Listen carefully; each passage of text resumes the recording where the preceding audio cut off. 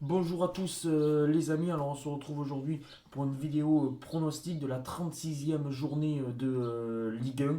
Ça y est, on arrive bientôt à son terme. On sait vraiment déjà que le Paris Saint-Germain est champion, mais après on ne sait pas encore qui va terminer sur le podium de la Ligue 1. Une petite parenthèse, j'ai eu un bon pronostic, score exact en Ligue des Champions, et deux bons pronostics, que ce soit l'Europa League plus la Conférence League.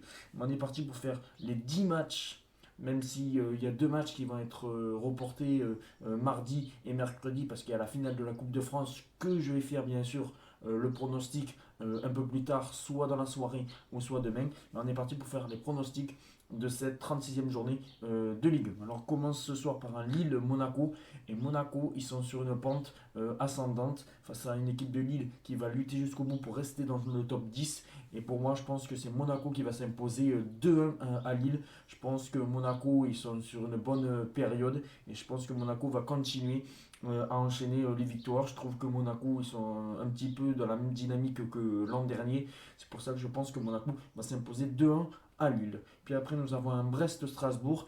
Et là, on voit que Strasbourg, même si voilà, ils ont un petit peu plus de mal, même s'ils sont toujours en course pour aller chercher une place européenne, Brest n'a plus rien à jouer, mais je pense que Strasbourg ne va pas gagner à Brest parce que ça va être un match un petit peu compliqué pour eux. Et je vais partir sur un match nul 1-1 entre Brest et Strasbourg. Voilà, ça pue le match nul. Brest n'a plus rien à jouer. Strasbourg veut lutter jusqu'au bout pour aller chercher une place au moins en Conference League, même si ça va être compliqué parce qu'il y a Lens et Lyon qui reviennent très vite. Mais bon, je pense que là, à Brest, ça va être compliqué d'aller prendre des points et je vois un match nul, un partout entre Brest et Strasbourg. Puis après, nous avons un Metz-Lyon.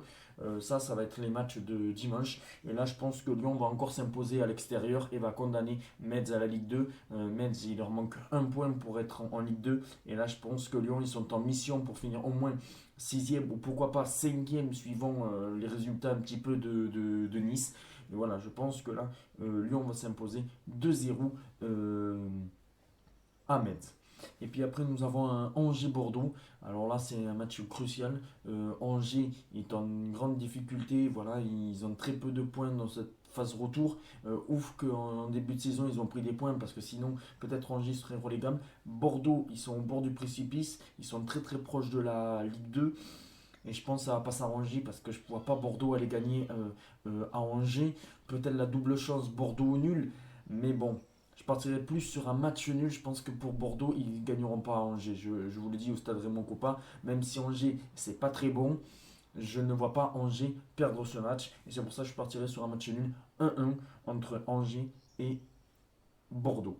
Puis après, nous avons un Reims-Lens. Attention parce que Reims c'est très solide à domicile. Lens c'est un peu moins bon à l'extérieur, même si Lens ils finissent en boulet de canon cette fin de saison. Mais entre Reims et Lens, je partirais aussi sur un match nul, un partout. Voilà, Lens va lutter jusqu'au bout. Est-ce que Lens va pas faire les mêmes erreurs que l'an dernier de finir septième? Voilà, mais de toute façon Lens ils font quand même une bonne saison. Voilà, l'an dernier pour un premier ils avaient fini septième. S'ils refinissent septième en fin de saison, ça sera très bien pour eux. Mais voilà, aller gagner à Reims, je pense que ça va être très compliqué. C'est pour ça que je partirai sur un match nul, un partout.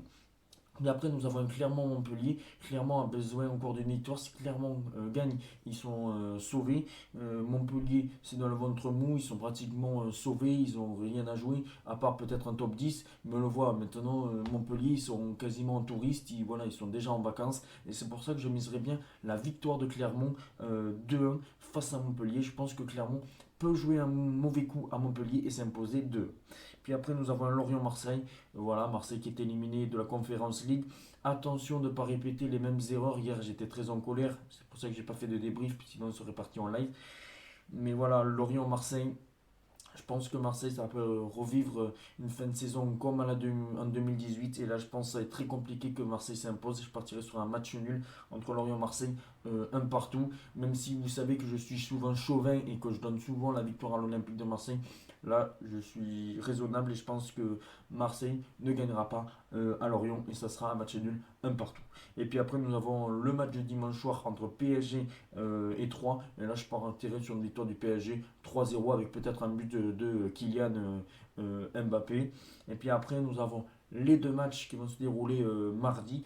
Alors entre Nice et Saint-Etienne, je partirai sur une courte victoire de Nice 1-0. Voilà, je pense que Saint-Etienne, ils vont lutter jusqu'au bout pour être barragistes en fin de saison. Et Nice, ils doivent encore aller chercher cette cinquième place, même si, bien sûr, ils auront passé cette finale de Coupe de France. Est-ce qu'ils vont être un peu fatigués? Ça va dépendre du résultat.